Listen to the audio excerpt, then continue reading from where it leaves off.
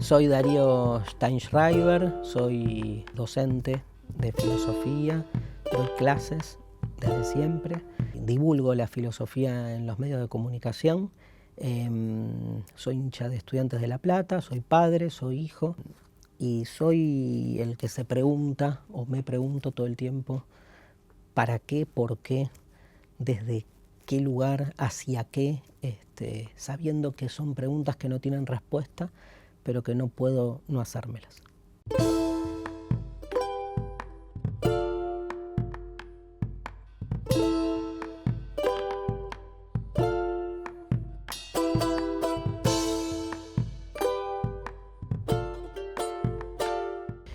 Nací en una familia de clase media, en el barrio Villa Crespo, y de muy chiquito fui a un colegio religioso judío, sefaradí, que estaba ligado con una de las sinagogas del barrio, hoy diríamos más ortodoxas. Mis padres habían conseguido una beca y entonces empecé a estudiar ahí.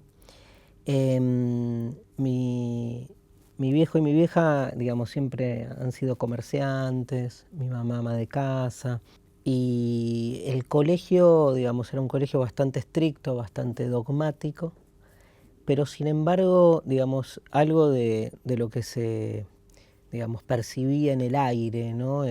A través de los relatos bíblicos, de las normativas, me parece que de algún modo despertó cierto interés en temas, por llamarlo así, más bien existenciales, ¿no? Digo, había mucho Dios, mucho Dios, mucho Dios, y entonces, de alguna manera, también habilitaba la pregunta por Dios, ¿no? Después, con los años, me fui dando cuenta que, digamos, la presencia de tanta religión hizo que me acercara a la filosofía, ¿no?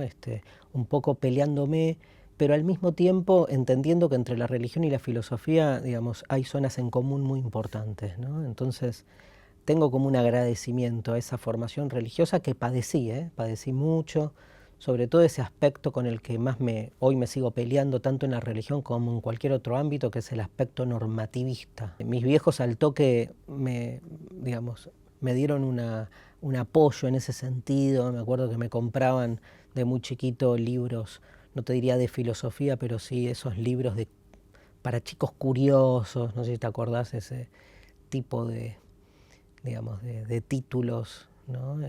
Libros sobre divulgación científica, el origen de la Tierra, el origen del universo. Siempre fueron temas que a mí me interesaron mucho. Y después en el colegio y con los amigos siempre me costó mucho. Era como que los temas que a mí me interesaban en general no eran los que concitaban el mayor interés. Pero así pasé, digamos, la infancia pudiendo leer y haciéndome esas preguntas, escribiendo. Muy de chico empecé a escribir y la escritura realmente fue como un acompañamiento importante.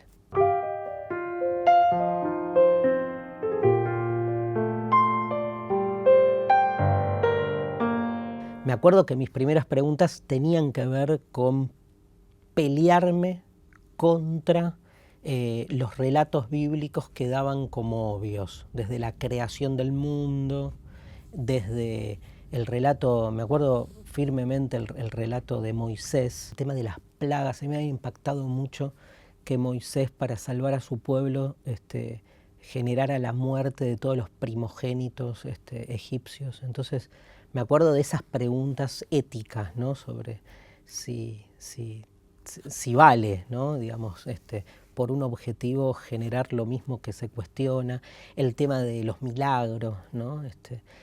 De hecho, recuerdo a los 8 o 9 años haber escrito un cuento donde de algún modo tomaba esos milagros y escribía la historia de un chico de 8 años que iba al almacén y hacía milagros, ¿no? Era como, creo que lo tengo ese en algún lado, pero eran preguntas muy ligadas a esos mismos relatos religiosos contra los que me peleaba. Y después sí, naturalmente, la pregunta por la muerte y por el origen son las dos grandes preguntas de la filosofía. En general todos entran por la pregunta por la muerte. A mí lo que me pasó es que no tuve ninguna muerte cercana de chico que me haya metido de lleno. Entonces me fue más la pregunta por el origen, ¿no? cómo se creó todo, qué significa que haya un momento de la creación, si es posible que haya un momento. En definitiva, la pregunta por el origen y por la muerte son la misma pregunta, pero depende del lugar en el que uno la encare. Y esta idea de Dios creador siempre me hizo ruido, pero también me hacía ruido la respuesta científica, ¿no? De la existencia de un momento inicial, un Big Bang o lo que sea. Entonces, ya me acuerdo que a esa edad como que me aparecía la hipótesis de que tal vez no había habido un origen, ¿no? Digo, cómo convivir con la angustia que genera saber que tal vez nunca hubo un principio, cuando estamos tan acostumbrados a pensar desde ese lugar.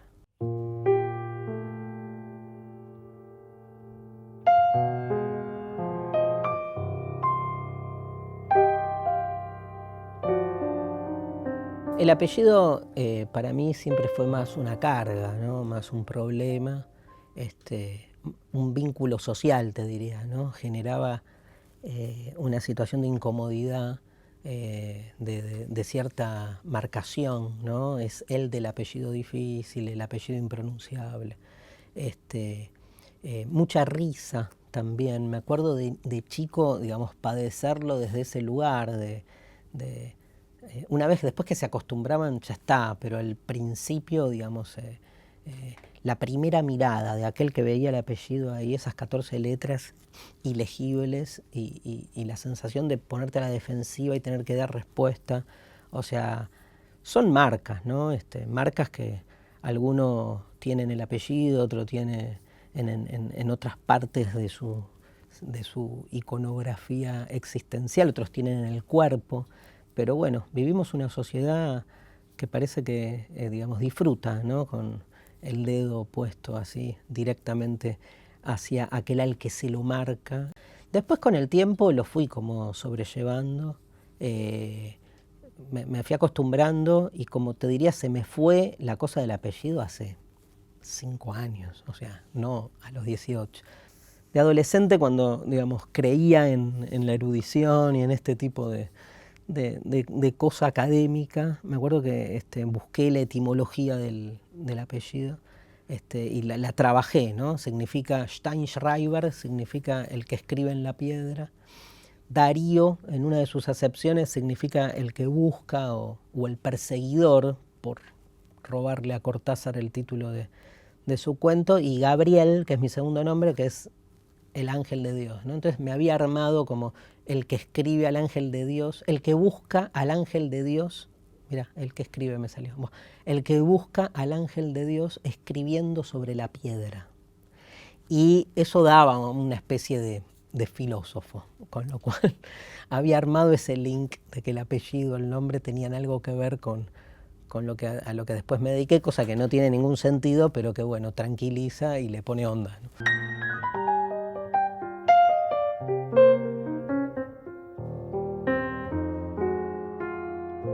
Obviamente la vocación nunca es, o sea, se presenta como algo introspectivo y en realidad también esa introspección implica un lazo social, ¿no?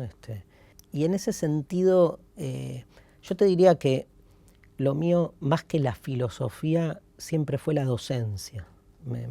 Me reconozco vocacionalmente a alguien que de muy chico me sentía muy cómodo explicando, ¿no? Explicando cosas, explicando conceptos, tomándome el tiempo, buscándole la vuelta para que una idea, digamos, se despliegue, ¿no? Y darme cuenta que del otro lado había como un enganche, ¿no? Que cuando, digamos, de alguna manera cierta facilidad en la explicación, en lo pedagógico y en el uso de la palabra, ¿no? Pero para explicar cómo llegar de acá a Lanús o por qué gana Estudiantes o pierde un partido, digamos, o la Revolución de Mayo. Y era muy común con mis compañeros en el colegio esto de explicar. Después, uno de mis primeros trabajos ya de muy jovencito, 14, 15 años, fue hacer apoyo escolar, ¿no? Entonces, me acuerdo que mis primeros mangos me los gané explicándole a los hijos de los vecinos, ayudándolos a estudiar, a chicos de la primaria, y me daba cuenta que además había feeling con con ellos, ¿no? Y me acuerdo incluso de haber ya en ese momento, 14, 15 años, que tenía un chico que venía a ponerle 3 veces por semana a casa, y entonces era 1 hora de clase y los primeros 15 minutos me acuerdo que lo que hacía era lo que hoy llamaríamos pedagógicamente boludear, ¿no? O sea, era como que charlaba con él, lo iba como abriendo, ¿viste? Como entrando en confianza, y después los 40 minutos restantes iban como piña. Y me acuerdo como que me daba como medio vergüenza decirle a la madre que en realidad de la hora eran 40 minutos los que habíamos trabajado a full y 20 minutos habíamos pelotudeado.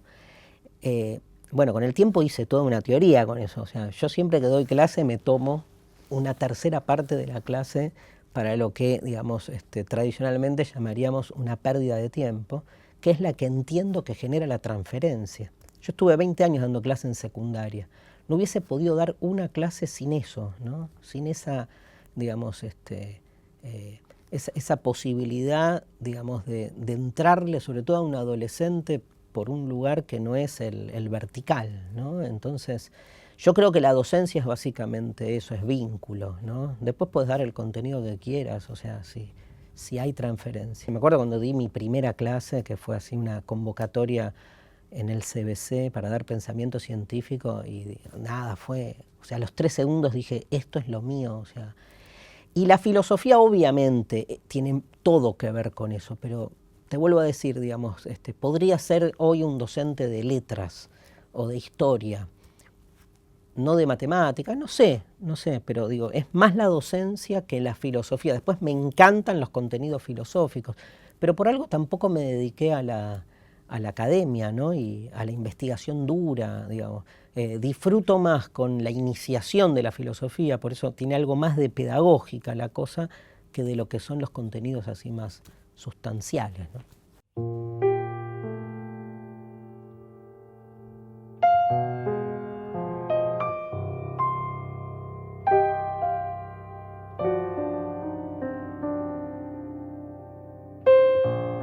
Que hacer filosofía es un trabajo docente, y que después cuando hago trabajos que no están encuadrados en lo que formalmente es la docencia, también haces docencia, pero desde otro lugar. Yo he hecho muchas asesorías, por ejemplo, digamos, donde es lo mismo, por ahí no es una docencia directa con un aula, pero no deja de ser eso, digamos, la búsqueda de la transmisión de una idea. Ahora, lo propio de la filosofía es que esa transmisión lo que supone es un descolocamiento de las ideas con las que uno de algún modo se siente cómodo en el análisis o la valoración del tema que sea, ¿no?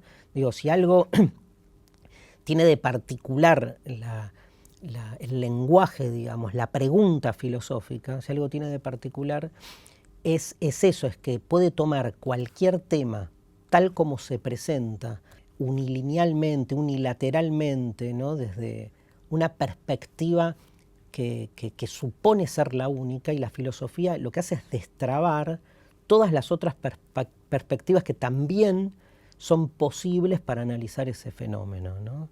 O sea, no muestra la otra cara, sino que muestra que no hay, que todo es caras, ¿no? Entonces que no es que muestra la faceta verdadera. En ese sentido, no cuestiona un dogmatismo con otro dogmatismo, por lo menos la filosofía que a mí me gusta, sino que lo que hace es deconstruir, ¿no? O sea, mostrar que todo dogma supone un constructo específico con un objetivo, un interés, y que si le sacás ese juego, ¿no?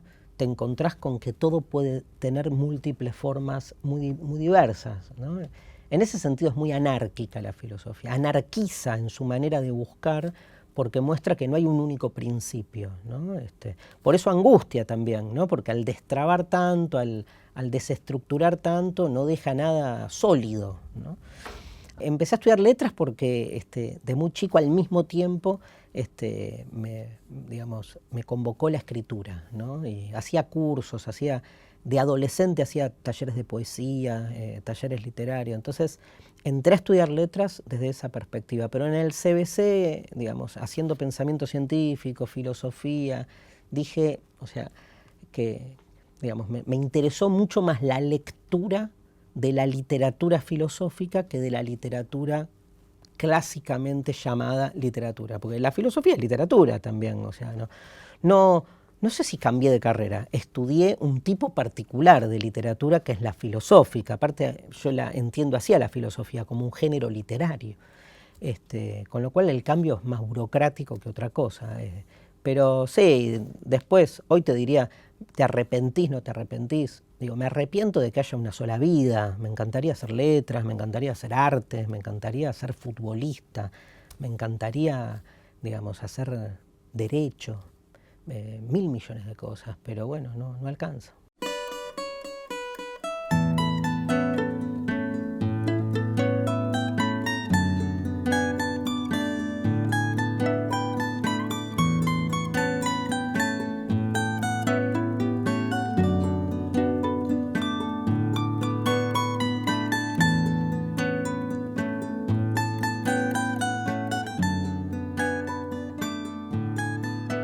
1968 es el año en que nací y pasaron muchas cosas. Pasó el Mayo francés, pasó el Cordobazo y Estudiantes salió campeón del mundo, que no es poco, digamos, para lo que después termina siendo, digamos, distintas variables que constituyen una supuesta identidad. Lo del Mayo francés, digamos, si yo lo pienso en esa línea, yo nazco en junio, ¿no? Y es un tema que siempre me interesó, digamos, porque de algún modo marca una nueva forma de lo político, ¿no? A mí, digamos, tanto el Cordobazo como el Mayo francés son de esas prácticas de lo político de fines de los 60 que empiezan a mostrar, digamos, junto al feminismo, ¿no? Empiezan a mostrar otras formas de lo político que exceden a la política tradicional. A mí siempre me interesó la política, entiendo que la filosofía es básicamente una forma de hacer política y aparte, digamos, contra lo que es el paradigma de la antipolítica, yo defiendo todo lo contrario, que es la repolitización de todo, o sea, una ontología política. El ser mismo supone ya un compartir, supone una comunidad, supone un convivir con el otro, o sea, supone lo político previamente. Es más, entiendo que, si querés, primero está lo político y después está lo conceptual. Cuando buscamos explicaciones o crear conceptos, ya estamos suponiendo previamente una vida en común, que después a eso lo llamemos vida en común y lo expliquemos, que sería la teoría o la filosofía o lo conceptual, supone previamente. La política siempre me interesó, pero también siempre, digamos, conviví con esta idea de crisis de la política tradicional. O sea, los partidos tradicionales me interesan mucho, de hecho, digamos, he militado, digamos, soy afiliado, pero siempre me pasó esto digamos, de visualizar como cierta escisión entre la política tradicional y su representación, lo que se llama comúnmente la crisis de representación. Y entonces las formas de lo político no tradicionales siempre me han parecido muy interesantes, más en este momento, ¿no? Yo creo que un docente en el aula hace mucha más política de la que a mí me interesa que un partido político, incluso el partido al que yo voto, digamos. Pero bueno, ahí hay un problema que tiene que ver con cómo se desarrolla la política en nuestra sociedad. Lo que está claro es que frente a la crisis de la política tradicional, no es esto que a mí me gusta, ¿no? La ontología política no es el camino que parecería que la sociedad elige, sino que viene eligiendo el contrario, que es la antipolítica. E increíblemente la antipolítica y la ontología política coinciden en su crítica a la política tradicional, ¿no?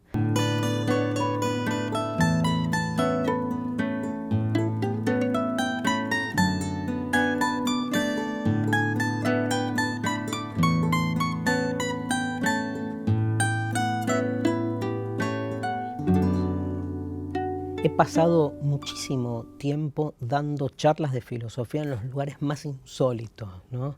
Y eso que parece algo, digamos, que puede tirar para atrás, digamos, te forma, te nutre y te endurece, ¿no? En el buen sentido, de saber un poco con qué lidiar.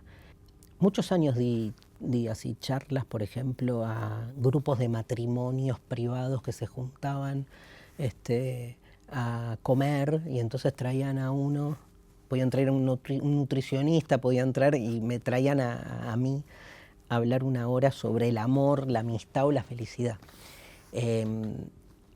Entonces, digamos, ya venía como con ese training, ¿no?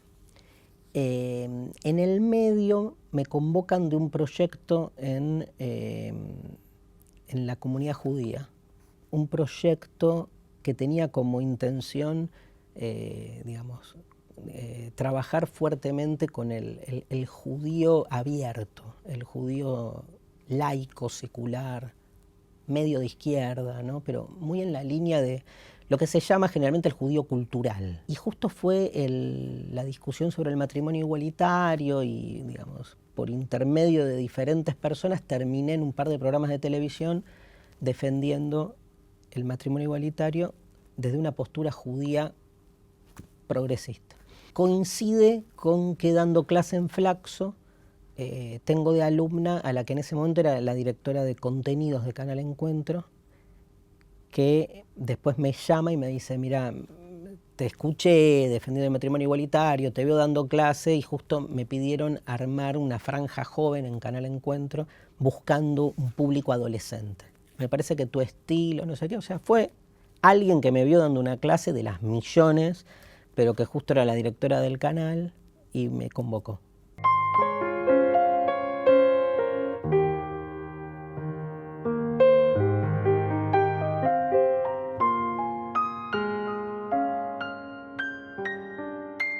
Me di cuenta que lo que tenía que hacer en ese caso era simplemente lo que hago en la clase, llevarlo a la pantalla, con total desconocimiento en ese momento de lo que era la pantalla, pero al toque aparece la productora Mulata, que, con los que ahí generamos, ¿no? Una especie de matrimonio, digamos, donde yo desde la filosofía y ellos desde la propuesta estética integral, más el canal aportando un poco los lineamientos, conformamos el equipo de Mentira la Verdad. Estrenamos Mentira la Verdad dándonos cuenta que había algo ahí interesante. O sea, nos dimos cuenta al toque, ni bien empezamos a escribir los guiones y cuando la grabamos, de que podía tener, digamos, algún tipo de éxito, pero no tanto, digamos. La verdad que sobrepasó largamente las expectativas, no solo a nivel de lo que después me pasó a mí a nivel profesional con los distintos proyectos, sino también a nivel de cómo se usan esos videos.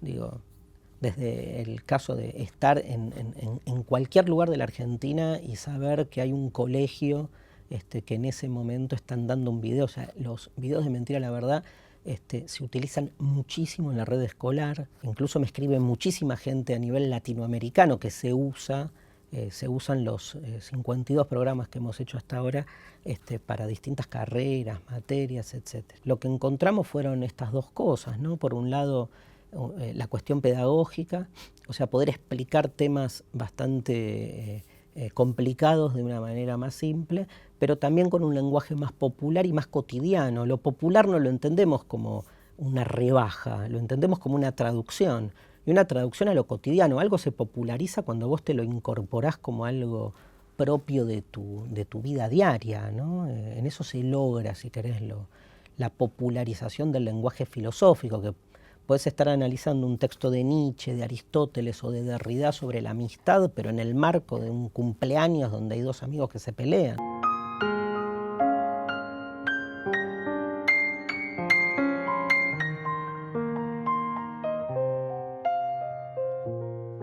Bueno, no me acuerdo qué diario o revista de esas que siempre se cita a nivel internacional, como si te dijera el New York Times o alguno de esos, eligió la palabra posverdad como la palabra del año. Esto también para entender que lo que sucede en la Argentina no es algo aislado, ¿no?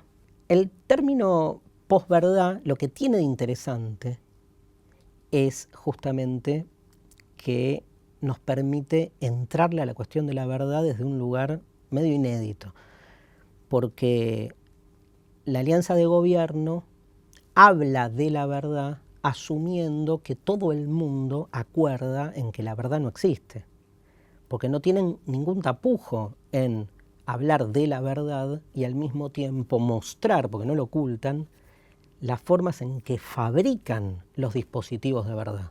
Cuando fue la foto de Macri en un colectivo, que Alejandro Rosichner, cuando le preguntaron, contestó, bueno, ¿a quién se le ocurre pensar que Macri va a parar un colectivo en la mitad de la calle y se va a subir? Obvio que hay una fabricación de una situación, me acuerdo que dijo algo así como que igual se daría, ¿no? Entonces, la idea de posverdad tiene que ver con esto, con lo que uno en definitiva sabe que no es, pero quiere creer que es. Y es muy fuerte, digamos, la asunción de este circo colectivo en el que todos, aunque lo sabemos irreal, entramos en el juego porque necesitamos que así sea. Ahora, ¿hay una manera de pelearse contra esto que no sea repitiendo el mismo esquema? Porque de lo que yo me quiero correr, y te diría quiero correr, es de la construcción de un contradispositivo cuya única diferencia sea que en este contradispositivo estamos nosotros. Entonces yo no quiero caer en lo mismo. Me parece que ahí, desde la filosofía, lo que tenés es todo el discurso de la deconstrucción.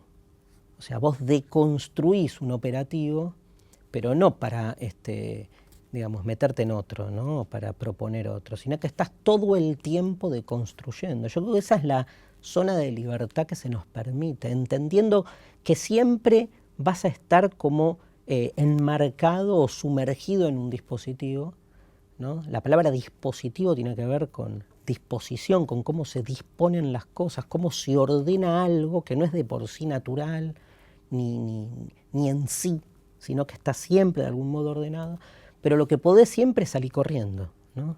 Creo que la libertad se juega en ese salir corriendo hoy en día.